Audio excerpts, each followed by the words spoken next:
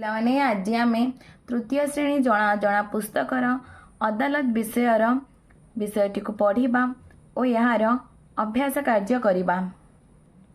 ପିଲାମାନେ ତୁମେ ଜାଣିଛ ଅଦାଲତ କାହାକୁ କୁହାଯାଏ? ଗାଁ ଓ ସହରରେ ଲୋକମାନଙ୍କ ଭିତରେ ଅନେକ କାରଣରୁ କଳି ଝଗଡ଼ା ହୋଇଥାଏ। ଲୋକେ ଏକାଠି ବସି ଆଲୋଚନା କରି କେତେକ ଗଳିଗୋଳର ସମାଧାନ କରିଥାନ୍ତି। ଯେଉଁ ଗଳିଗୋଳର ସମାଧାନ ଲୋକମାନଙ୍କ ଦ୍ୱାରା ବା ଗ୍ରାମ ପଞ୍ଚାୟତର ହୋଇପାରେ ନାହିଁ, ତାହାର ସମାଧାନ ଅଦାଲତରେ ହୋଇଥାଏ। ଲୋକ କିଏ କାମ। 1 ନମ୍ବର କଳା କୋଟ୍ ପିନ୍ଧି ବସିଥିବା ଲୋକ ବିଚାରକ। କାମ କଳି କଜିଆର ନିଷ୍ପତ୍ତି କରି ଦୋଷୀକୁ ଦଣ୍ଡ ବିଧାନ କରନ୍ତି।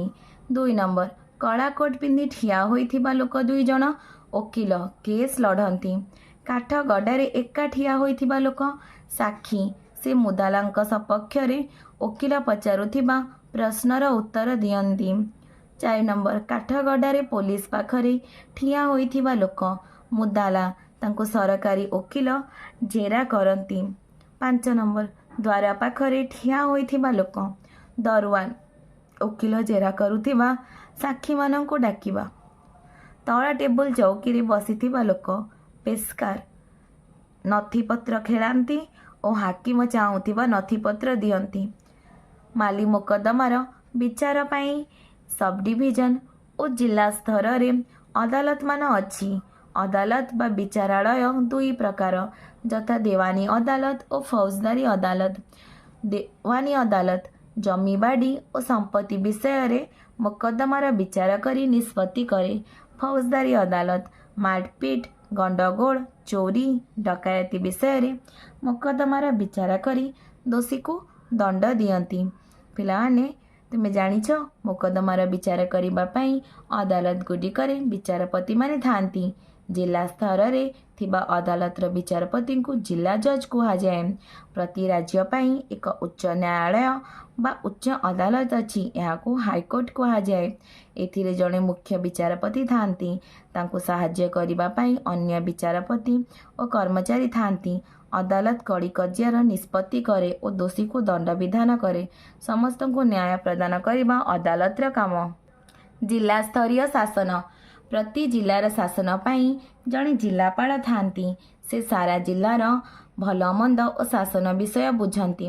ଜିଲ୍ଲାର ପ୍ରତ୍ୟେକ କାମକୁ ସେ ତଦାରଖ ଓ ନିୟନ୍ତ୍ରଣ କରିଥାନ୍ତି। ଜିଲ୍ଲାର ମୁଖ୍ୟ ହେଉଛନ୍ତି ଜିଲ୍ଲାପାଳ। ବିଭିନ୍ନ ବିଭାଗ ଓ ତାହାର ମୁଖ୍ୟ। ଶାନ୍ତି ଶୃଙ୍ଖଳା ରକ୍ଷା ଜିଲ୍ଲା ଆରକ୍ଷୀ ଅଧୀକ୍ଷକ SP। କୃଷିର ଉନ୍ନତି ଜିଲ୍ଲା ମୁଖ୍ୟ କୃଷି ଅଧିକାରୀ। ଜଙ୍ଗଲ ସୁରକ୍ଷା ଜିଲ୍ଲା ମୁଖ୍ୟ ଜଙ୍ଗଲ ଅଧିକାରୀ। ଶିକ୍ଷାର ପ୍ରସାର ଉନ୍ନତି ଜିଲ୍ଲା ଶିକ୍ଷା ଅଧିକାରୀ। ସ୍ୱାସ୍ଥ୍ୟ ଜିଲ୍ଲା ମୁଖ୍ୟ ଚିକିତ୍ସା ଅଧିକାରୀ। ଖାଦ୍ୟ ଦ୍ରବ୍ୟ ଯୋଗାଣ ଜିଲ୍ଲା ଯୋଗାଣ ଅଧିକାରୀ। ସେହିପରି ସବଡିଭିଜନ ସ୍ତରୀୟ ଶାସନ। ପ୍ରତି ଜିଲ୍ଲାକୁ କେତୋଟି ଉପଖଣ୍ଡ ବା ସବଡିଭିଜନରେ ଭାଗ କରାଯାଇଛି। ସବଡିଭିଜନର ମୁଖ୍ୟ ହେଉଛନ୍ତି ଉପଜିଲ୍ଲାପାଳ। ପ୍ରତି ସବଡିଭିଜନକୁ କେତୋଟି ତହସିଲରେ ଭାଗ କରାଯାଇଥାଏ। ତହସିଲର ମୁଖ୍ୟ ହେଉଛନ୍ତି ତହସିଲଦାର। ତହସିଲଦାର ଜମି ଜମା ବିଷୟ ବୁଝନ୍ତି, ଜମିର ଖଜଣା ଆଦାୟ କରନ୍ତି, ଜମି ସମ୍ବନ୍ଧୀୟ ମୋକଦ୍ଦମାର ବିଚାର ଓ ଫଇସଲା କରନ୍ତି, ଜାତି ବାସିନ୍ଦା ଉତ୍ତରାଧିକାରୀ ଓ ଆୟର ପ୍ରମାଣପତ୍ର ଦିଅନ୍ତି। ଅଭ୍ୟାସ। 1 ନମ୍ବର କିଏ ମୁଖ୍ୟ? ଜିଲ୍ଲାର ଜିଲ୍ଲାପାଳ, ସବଡିଭିଜନର ଉପଜିଲ୍ଲାପାଳ, ହାଇକୋର୍ଟର ମୁଖ୍ୟ ବିଚାରପତି, ତହସିଲର ତହସିଲଦାର।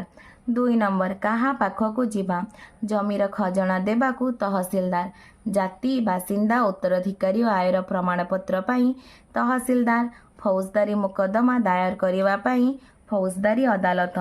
ନିଜ ଜମିରେ କେହି ଘର କରିଲେ ତାଙ୍କ ବିରୋଧରେ ଅଭିଯୋଗ କରିବା ପାଇଁ ଦେୱାନୀ ଅଦାଲତ। ଜିଲ୍ଲାପାଳଙ୍କ ଅଧୀନରେ ଥିବା ବିଭାଗ ଓ ପ୍ରତ୍ୟେକ ବିଭାଗର ମୁଖ୍ୟ ଅଧିକାରୀ ନାମ ଲେଖ। ବିଭାଗ। ଶାନ୍ତି ଶୃଙ୍ଖଳା ରକ୍ଷା ଜିଲ୍ଲା ଆରକ୍ଷୀ ଅଧୀକ୍ଷକ। କୃଷିର ଉନ୍ନତି ଜିଲ୍ଲା ମୁଖ୍ୟ କୃଷି ଅଧିକାରୀ। ଜଙ୍ଗଲ ସୁରକ୍ଷା ଜିଲ୍ଲା ମୁଖ୍ୟ ଜଙ୍ଗଲ ଅଧିକାରୀ। ଶିକ୍ଷାର ପ୍ରସାର ଉନ୍ନତି ଶିକ୍ଷା ମଣ୍ଡଳାଧୀଶ। ସ୍ୱାସ୍ଥ୍ୟ ଜିଲ୍ଲା ମୁଖ୍ୟ ଚିକିତ୍ସା ଅଧିକାରୀ। ଖାଦ୍ୟ ଦ୍ରବ୍ୟ ଯୋଗାଣ ଜିଲ୍ଲା ଯୋଗାଣ ଅଧିକାରୀ। 4 ନମ୍ବର ଆମ ରାଜ୍ୟର ହାଇକୋର୍ଟ କେଉଁଠାରେ ଅଛି? କଟକଠାରେ ଅଛି। ପିଲାମାନେ ତୁମକୁ ଭିଡ଼ିଓଟି ଭଲ ଲାଗିଲେ ଲାଇକ୍ ଆଣ୍ଡ ସବସ୍କ୍ରାଇବ୍ କରିବ ଓ ନିଜ ସାଙ୍ଗ ପିଲାମାନଙ୍କ ସହିତ ସେୟାର ମଧ୍ୟ କରିବ।